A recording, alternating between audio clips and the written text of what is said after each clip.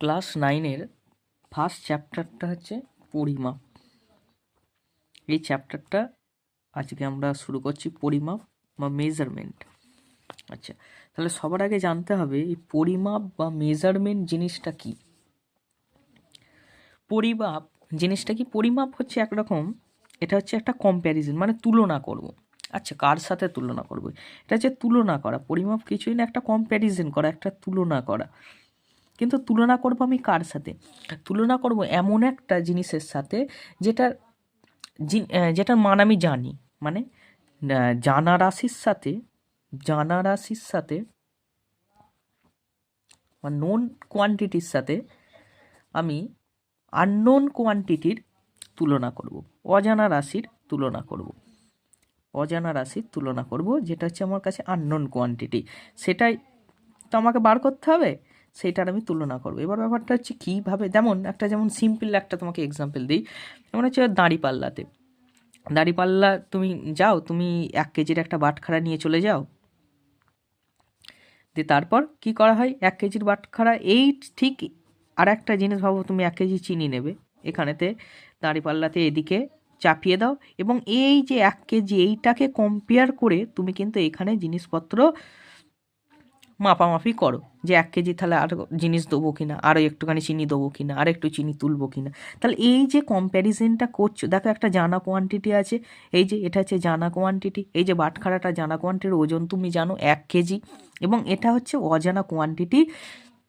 তাহলে এদের দুজনাকার মধ্যে যে তুমি কম্পেয়ার করছো, তুলনা করছো, একটা নোনের সাথে একটা আননোনের, একটা জানা রাশির সাথে একটা অজানা রাশির তুলনাটাকেই আমরা মেজারমেন্ট বলে থাকি।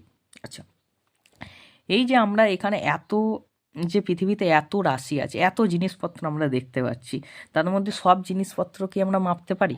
সব জিনিস মাপতে পারি না। তাহলে এমন কিছু রাশি আছে যাদেরকে আমি এই পরিমাপটা করতে পারি, পরিমাপ সম্ভব যাদের।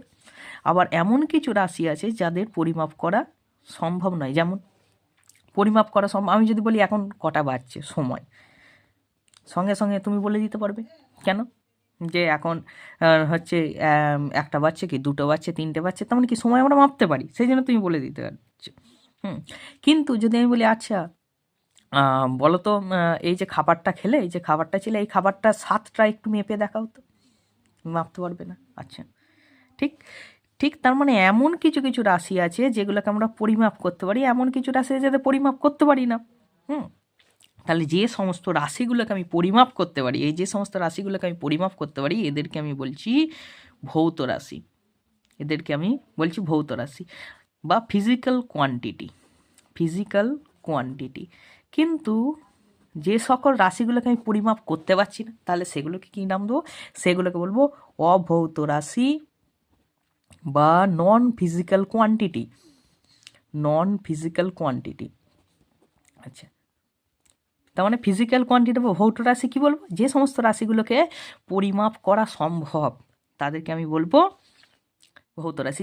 যেমন হচ্ছে সময়, যেমন হচ্ছে ভর মাপতে পারি, 1 কেজি কি 2 কেজি কি 4 কেজি মাপতে পারি। আচ্ছা, সময়, ভর হলো। আচ্ছা, তারপর ধরো তোমার ভাবো কারো জ্বর হয়েছে, তখন তুলে আচ্ছা কত জ্বর হয়েছে তুমি মেপে বলে দিলে। টেম্পারেচার, তার মানে টেম্পারেচার মাপতে পারছো, যেটা হচ্ছে তাপমাত্রা,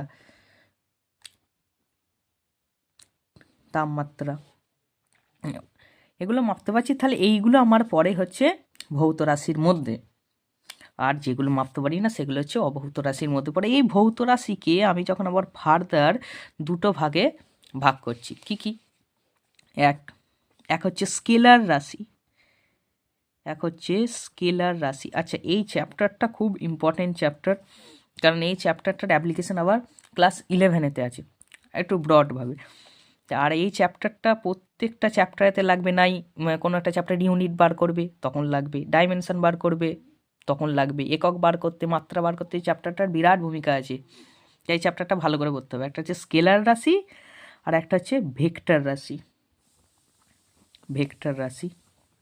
স্কেলার রাশি আর একটা হচ্ছে ভেক্টর রাশি।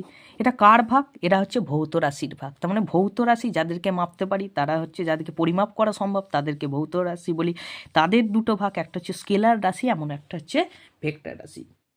আবার দেখো এই যে সমস্ত জিনিসগুলোকে মাপতে পারি সেইগুলোকে আমরা পরবর্তীকালে দেখলাম যে এদেরকে তো প্রকাশ করার জন্য শুধুমাত্র আমার তার মানটাই যথেষ্ট, বা এদেরকে প্রকাশ করার জন্য শুধু কিছু কিছু রাশি আছে যাদেরকে প্রকাশ করার জন্য, ভৌত রাশিগুলোকে প্রকাশ করার জন্য শুধু আমার মানটা বললেই হবে, সে কোন দিকে আছে বা কোন দিকে কাজ করছে আমার বলার কোনো দরকার নেই। তাহলে সেই বেসিসে আমি দুটোকে ভাগ করছি। কীরকম? এক হচ্ছে স্কেলার, এক হচ্ছে ভেক্টর। তার মানে যে সমস্ত ভৌত রাশিগুলোকে, যে সমস্ত ভৌত রাশি, এগুলো হচ্ছে স্কেলারের মধ্যে ভৌত রাশি, এদের কি শুধু আমি ম্যাগনিটিউডটা জানলি আমার কাজ মিটে যাচ্ছে, এদের কোন দিকে কাজ করছে অভিমুখ জানার আমার দরকার নেই। মানে শুধুমাত্র মান আছে। স্কেলার রাশি তাদের কি বলবো? যাদের শুধুমাত্র মান আছে, এদের দিক বলার কোনো প্রয়োজন নেই, এদের কোনো দিক নেই, দিক বা অভিমুখ নেই, দিক বা অভিমুখ প্রয়োজনই পড়ে না আমার, তাই এদেরকে আমি স্কেলার রাশির মধ্যে ফেলছি। যেমন যেমন একটা উদাহরণ দিয়ে দিই, যেমন তুমি ধরো যেমন হচ্ছে ভর, যেমন হচ্ছে সময়, এদেরকে কি প্রকাশ করার জন্য আমার দিকের দরকার? আমার কি দিক বোঝানো দরকার? না, এর মানটা বললেই হবে যে এত কেজি। বা এখন 30 সেকেন্ড হয়েছে, 40 সেকেন্ড হয়েছে, 50 সেকেন্ড হয়েছে, 60 সেকেন্ড হয়েছে। তো এইগুলো হচ্ছে স্কেলার রাশির মধ্যে। তা স্কেলার রাশি কাদেরকে বলবো? শুধুমাত্র যাদের মান আছে তাদেরকে আমি স্কেলার রাশি লোক। এদেরকে প্রকাশ করার জন্য আমার কোনো দিক বা অভিমুখের দরকার প্রয়োজন পড়ে না, শুধুমাত্র মান হলেই হবে, তারা স্কেলার রাশির মধ্যে পড়বে। যেমন ভর, যেমন হচ্ছে সময়, আরও কিছু কিছু এক্সাম্পল লিখে দিই, যেমন হচ্ছে ভাবো দৈর্ঘ্য, যেমন হচ্ছে তোমার তাপমাত্রা ধরে নাও, তারপর হচ্ছে কার্য। আচ্ছা, আর একটা ফেমাস যেটা এক্সাম্পল, যেটা তোমরা পরবর্তীকালে পড়বে, সেটা হচ্ছে স্কেলার রাশির মধ্যে আর একটা পড়ে, সেটা হচ্ছে ইলেকট্রিসিটি, ইলেকট্রিক কারেন্টও কিন্তু আমরা এই স্কেলার রাশির মধ্যে ফেলবো। কিন্তু অনেকের মনে কোশ্চেন থাকতে পারে যে কেন একে স্কেলার রাশির মধ্যে ফেলবো? ইলেকট্রিক কারেন্ট তো এর তো শুধু মানও নেই, এর তো দিকও আছে। কেন? কারণ কারেন্ট সবসময় ফ্লো করে কি ইলেকট্রনের অপোজিটে, ইলেকট্রন যেদিকে ফ্লো করে তার অপোজিটে ফ্লো করে, মানে পজিটিভ থেকে। আমি একটা সার্কিট আঁকছি,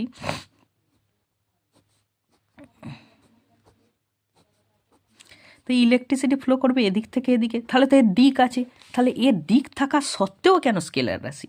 আসলে স্কেলার রাশি যে শুধুমাত্র মান, আর শুধুমাত্র মান থাকলেই যে তাকে স্কেলার রাশি বলে দেবো এরকম বলাটা ঠিক নয়, কিন্তু আপাতত এখনকার জন্য ঠিক আছে। পরবর্তীকালে আমরা যখন পড়ব যে স্কেলার রাশি আমি তাদের কি বলবো, যারা সিম্পল অ্যালজেব্রিক যে যোগ বা বিয়োগ এইগুলোকে ফলো করবে, মানে সিম্পল ভাবো 2 + 3 5। তাহলে এর ক্ষেত্রেও সেরকমই হয়। কারেন্ট যখন, ইলেকট্রিক কারেন্ট যখন আমি ক্যালকুলেট করি, তখন ভাবো এই দিক থেকে একটা কারেন্ট এই দিক থেকে আসছে, এদিক থেকে আসছে ভাবো 3 অ্যাম্পিয়ার, এদিক থেকে আসছে 4 অ্যাম্পিয়ার। তাহলে এদেরকে টোটাল করে বলে দিতে পারি এইদিকে যাচ্ছে 7 অ্যাম্পিয়ার, কারণ এরা অ্যালজেব্রিক এই যে সাবস্ট্রাকশন, অ্যালজেব্রিক এই যে যোগ বিয়োগ, এই নিয়মই যেমন আমরা যোগ বিয়োগ করি সেই নিয়মটাই ফলো করে। তাই ইলেকট্রিক কারেন্টকে আমি স্কেলার রাশির মধ্যেই ফেলি। আচ্ছা চলো, এটা তো পরের ব্যাপার, পরে আবার পড়া হবে ক্লাস 10-এ গিয়ে। এবার আসি ভেক্টর রাশি। ভেক্টর রাশি হচ্ছে সেই সকল রাশি যাদেরকে প্রকাশ করার জন্য আমার কি লাগবে? মান লাগবে। আর কি লাগবে? তাদেরকে দিক বা অভিমুখ দুটোই লাগবে।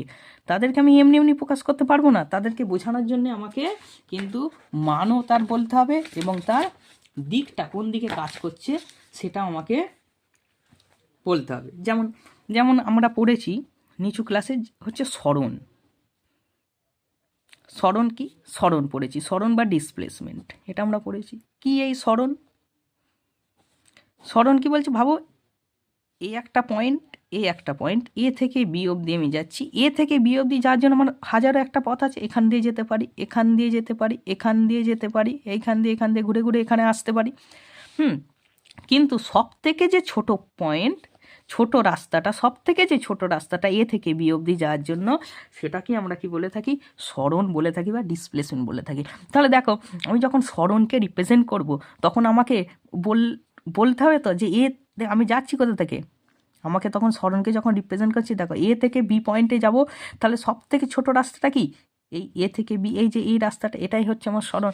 তাই সরণকে যখন আমি প্রকাশ করব শুধুমাত্র তার মান বললেই হবে না, সে কোন দিক থেকে কোন দিকে যাচ্ছে সেটা বলতে হবে। তখন আমি কি বলবো, যে এ থেকে বি বা এ টু বি, এ থেকে বি এর দিকে, এ থেকে এইভাবে আমাকে প্রকাশ করতে, এবং এ থেকে বি এর দিকে এবার আমি মান লিখে দেবো, যেটা 5 মিটার হচ্ছে কিনা 6 মিটার হচ্ছে বা কত কিলোমিটার হচ্ছে সেটা লিখে দেবো। আচ্ছা, তাছাড়া তাছাড়া হচ্ছে যেমন ভেলোসিটি, ভেলোসিটি বা যেটাকে আমি বলতে পারি বেগ, বেগ বলতে পারি, ভেলোসিটি বা বেগ, এটাও সেম। কারণ হচ্ছে ভেলোসিটি যখন আমরা পরবর্তীকালে পড়বো বা বেগ যখন পড়বো সেটা হচ্ছে সরণ বাই সময়, কতটা সরণ হচ্ছে পার সেকেন্ডে, কতটা সরণ হচ্ছে সেটাকে আমি বলবো ভেলোসিটি। আচ্ছা, এটা হয়ে গেল। এইবার আস্তে আস্তে করে আমরা এবার স্কেলার কোয়ান্টিটি পড়ে গেলাম, ভেক্টর কোয়ান্টিটি বুঝে গেলাম। এর এখনও কিছু কিছু এক্সাম্পল মনে রাখবে, যেমন হচ্ছে এর হচ্ছে সরণ, এর হচ্ছে বেগ, তারপর আরও পরবর্তীকাল পাবে ত্বরণ, এইগুলো সব কিন্তু হচ্ছে ভেক্টর আছে, এগুলো পরের চ্যাপ্টারেতে আছে, এইগুলো সব ডিটেলসে পড়া হবে। আচ্ছা, এইবার আমরা একক নিয়ে কিছু আলোচনা করব, আমরা একক নিয়ে কিছু আলোচনা করব। একক কি কি একক নিয়ে আলোচনা করব? দুটো, একটা হচ্ছে প্রাথমিক একক, একককে আমি না, আচ্ছা, আর একটা জিনিস বলে দিই, যে এই সমস্ত যে ভৌত রাশিগুলোকে আমি দেখছি, এটা ইম্পর্টেন্ট একটুখানি বলে দিই, যে এই ভৌত রাশিগুলোকে কীভাবে আমি রিপ্রেজেন্ট করবো, এই সমস্ত ভৌত রাশিগুলোকে আছে যেগুলোকে আমি মাপযোগ করতে পারছি, সেটাকে আমি রিপ্রেজেন্ট করবো কীভাবে? সেটাকে রিপ্রেজেন্ট করি আমরা এন ইউ দিয়ে। আচ্ছা, এই এন আর ইউ কি? এই এন আর ইউ কি? এন হচ্ছে নাম্বার বা সংখ্যা, আর ইউ হচ্ছে ইউনিট বা একক। তাহলে কোনো একটা ভৌত রাশিকে আমাকে রিপ্রেজেন্ট করতে হলে সেটাকে আমি দেখাবো কি করে, যে একটা সংখ্যা লিখব, একটা তার মান লিখব, একটা ম্যাগনিটিউড লিখব, এবং আর একটা একক লিখব। এই দুটো দিয়ে আমরা কিন্তু একটা ভৌত রাশিকে রিপ্রেজেন্ট করতে পারি। তাহলে সংখ্যা গুণ একক, এইভাবেই কিন্তু আমরা ভৌত রাশিকে রিপ্রেজেন্ট করব। আচ্ছা, এইবার যাই এককে। একক আমাদের কাছে দু রকমের একক আছে, এইখানটায় ছোট করে একটুখানি ইয়ে করে দিই, জায়গা খুব কম। একক আমাদের কাছে দু রকমের আছে। এক কিছু একক এরকম আছে যাদেরকে বোঝানোর জন্য না অন্য, মানে তারা একাই 100, তারা কারোর উপর নির্ভরশীল নয়, সেই সমস্ত একক আছে। তো সেই এককগুলোকে আমরা বলে থাকি ফান্ডামেন্টাল ইউনিট বা প্রাথমিক একক। ফান্ডামেন্টাল ইউনিট বা প্রাথমিক বা মৌলিক একক বলে থাকি, প্রাথমিক বা মৌলিক বা মূল একক, এদেরকে আমরা বলে থাকি ফান্ডামেন্টাল ইউনিট। এরা কারোর উপর ডিপেন্ড করে না, কারোর উপর নির্ভরশীল নয়, এরা কারো উপর নির্ভর করে না, এদেরকে আমি ফান্ডামেন্টাল ইউনিট বলে থাকি। যেমন সময়, যেমন হচ্ছে দৈর্ঘ্য, যেমন হচ্ছে ভর। আচ্ছা, এই তিনটেই কিন্তু মেন, এই তিনটেই দিয়ে বেশিরভাগ যত সমস্ত বেশিরভাগই যা 90 থেকে 95% যা সমস্ত তুমি ভৌত রাশিগুলো দেখবে, সেই রাশিগুলোকে বেসিক্যালি এই সময়, দৈর্ঘ্য, ভর, এই তিনটে দিয়েই রিপ্রেজেন্ট করা হয়ে যায়। আচ্ছা, শুধু কি এই তিনটে দিয়েই রিপ্রেজেন্ট হয়? হ্যাঁ, বেসিক্যালি তো 90% কেস এই তিনটে দিয়েই রিপ্রেজেন্ট হয়ে যাবে, কিন্তু পরবর্তীকালে যখন আমরা ফান্ডামেন্টাল ইউনিট পড়বো তখন এখনও কতগুলো ফান্ডামেন্টাল ইউনিট আছে, সে টোটাল হচ্ছে 7খানা ফান্ডামেন্টাল ইউনিট আছে, সেগুলোকে আমাকে পড়তে হবে। তাহলে ইউনিট বা একক দু রকমের হতে পারে। এক হচ্ছে প্রাথমিক একক, এরা কারোর উপর নির্ভর করবে না, হ্যাঁ, এরা একাই 100। আর হচ্ছে কি, আর একটা হচ্ছে লব্ধ একক, লব্ধ একক যেটাকে বলে ডিরাইভড ইউনিট বা লব্ধ একক কি? লব্ধ একক হচ্ছে তাদের কি বলবে, এই প্রাথমিক এককগুলোর সাহায্য নিয়ে এটা তৈরি হয়েছে, যে সমস্ত এককগুলো প্রাথমিক এককের সাহায্য নিয়ে তৈরি হবে, এখানে লিখে দিই প্রাথমিক এককের সাহায্য নিয়ে এরা তৈরি হয়েছে। প্রাথমিক এককের সাহায্য নিয়ে যে সমস্ত এককগুলো তৈরি হয়েছে তাদেরকে আমি বলবো লব্ধ একক। আচ্ছা, এটাকে এইভাবেও বলতে পারি যে প্রাথমিক রাশি, প্রাথমিক এককগুলো তাহলে কি যেগুলো থাকবে সেগুলো হচ্ছে প্রাথমিক রাশি, আর সে লব্ধ একক যেগুলো হচ্ছে তাদের কি যে রাশিগুলো থাকবে সেগুলো হচ্ছে লব্ধ রাশি। তাহলে সেই তার মানে এটাও আমি ইনডাইরেক্টলিভাবে বলতে পারি যে লব্ধ রাশিগুলো এসেছে কোথা থেকে, প্রাথমিক রাশিগুলো থেকে এসেছে। ওকে, আচ্ছা, যেমন হচ্ছে দুটো এক্সাম্পল দিয়ে দিই যে লব্ধ এককের এক্সাম্পল এই পাতায়। লব্ধ এককের এক্সাম্পল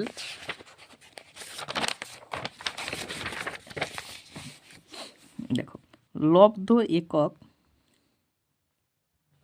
বা ডিরাইভড ইউনিটের এক্সাম্পল কিছু দিয়ে এমনি এমনি বোঝাচ্ছি।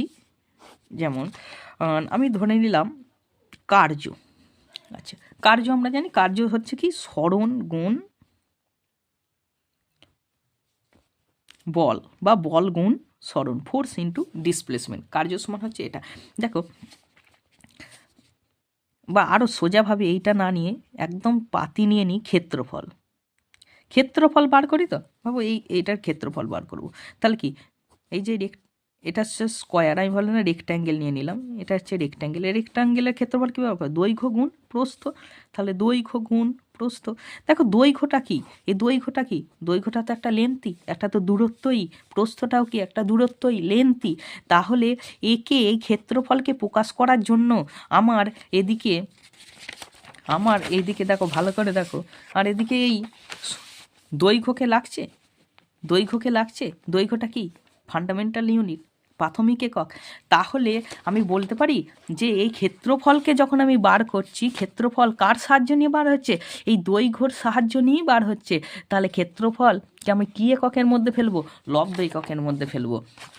বুঝতে পারা গেল যে লব্ধ একক কাদেরকে বলবো, লব্ধ একক আমি তাদেরকেই বলবো যারা প্রাথমিক এককের সাহায্য নিয়ে তৈরি হয়েছে, তাদেরকে আমি বলবো লব্ধ একক। কার্য, ক্ষেত্রফল, আয়তন, এগুলো সবই কিন্তু লব্ধ একক। আয়তন হচ্ছে কি এরিয়া ইন্টু লেন্থ, মানে ক্ষেত্রফল ইন্টু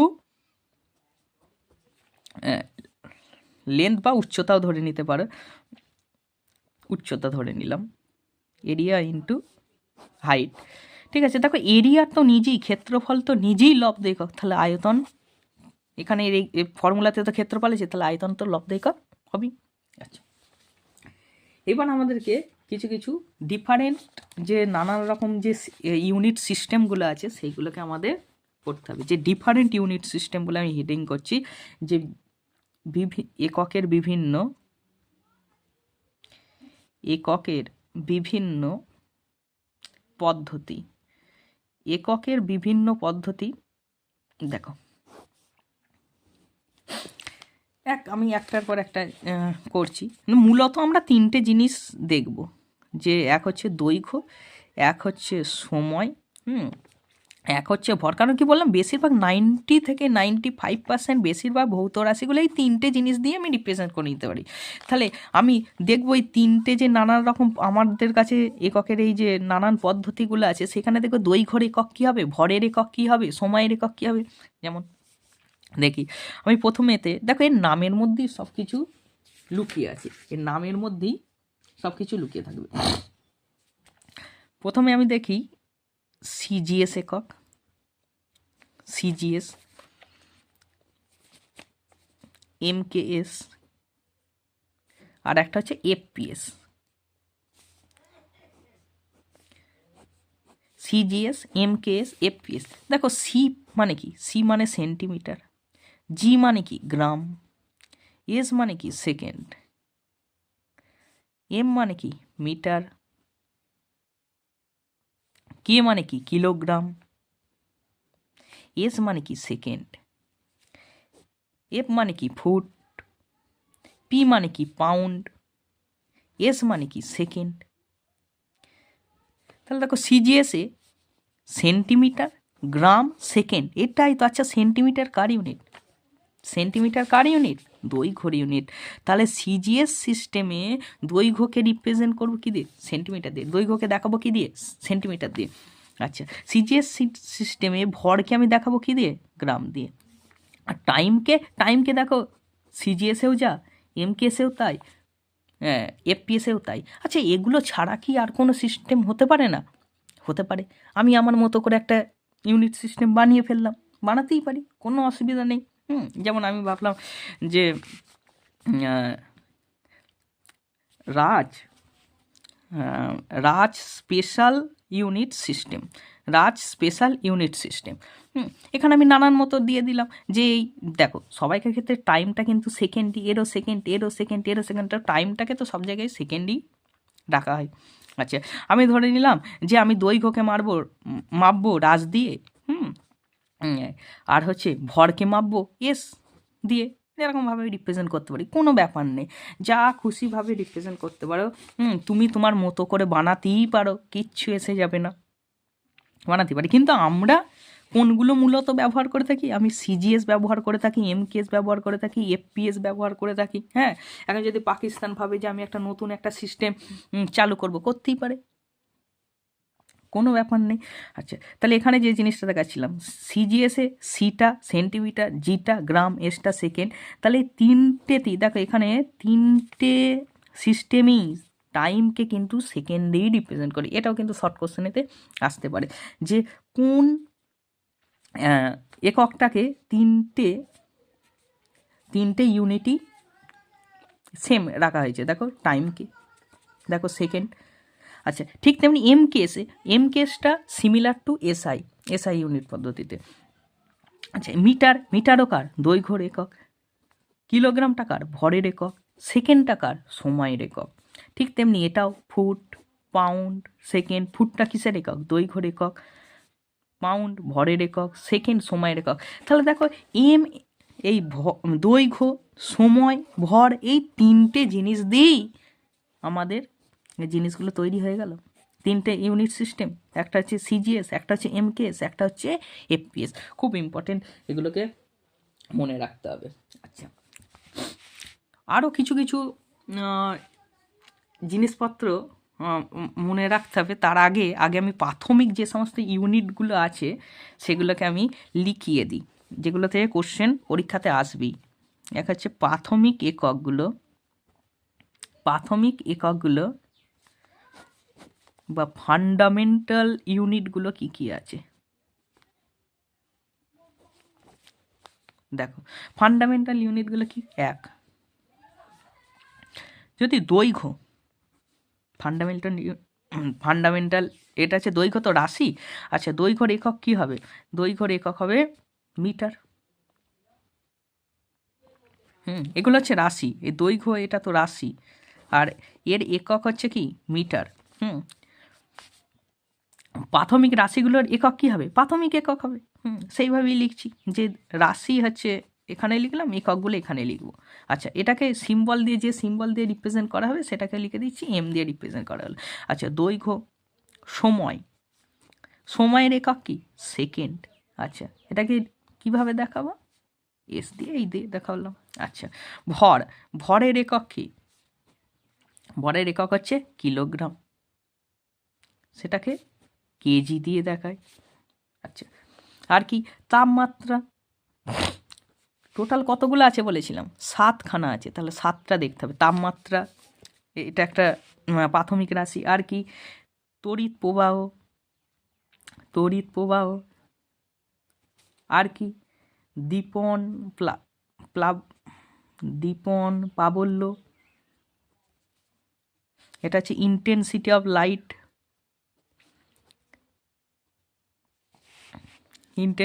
লাইট, আচ্ছা, আর হচ্ছে পদার্থের পরিমাণ, অ্যামাউন্ট অফ সাবস্টান্স, পদার্থের পরিমাণ।